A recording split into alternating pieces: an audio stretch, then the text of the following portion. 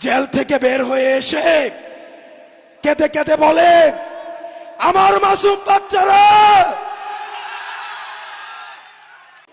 প্রিয় রাজশাহীবাসী, এই অভ্যুত্থানে যারা দাড়ি পাকাওয়ালা মানুষ কয়জন রক্ত দিয়েছে, আর যারা ছাত্র তরুণ তারা কয়জন রক্ত দিয়েছে? যারা সংস্কার কার্যক্রম বন্ধ করতে চান, আপনাদের তরুণদের সাথে বসতে হবে। বসুন্ধরার সাংবাদিক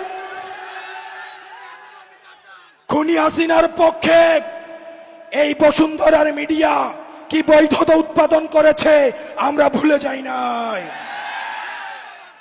রাজশাহীতে এনসিপির একটি প্রোগ্রামে বক্তব্য রাখতে গিয়ে এনসিপি নেতা হাসনাত আবদুল্লাহ বলেন, বসুন্ধরা গ্রুপ যেভাবে আওয়ামী লীগ সরকারের দালালি করেছিল, ঠিক সেভাবেই এখন সরকারের বিরুদ্ধে তারা বিভিন্ন ষড়যন্ত্র করে যাচ্ছে। তিনি আরও বলেন, পাকাদারি পাকা চুলালারা এই অভ্যুত্থান ঘটায়নি, এই অভ্যুত্থান ঘটিয়েছে তরুণরা বুকের রক্ত ঢেলে দিয়ে বাংলাদেশকে স্বাধীন করেছে।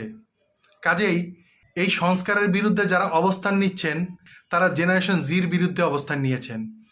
তিনি তাদেরকে হুঁশিয়ার করে দিয়ে বলেন, আপনাদের অবস্থা সে আওয়ামী লীগের মতোই হবে।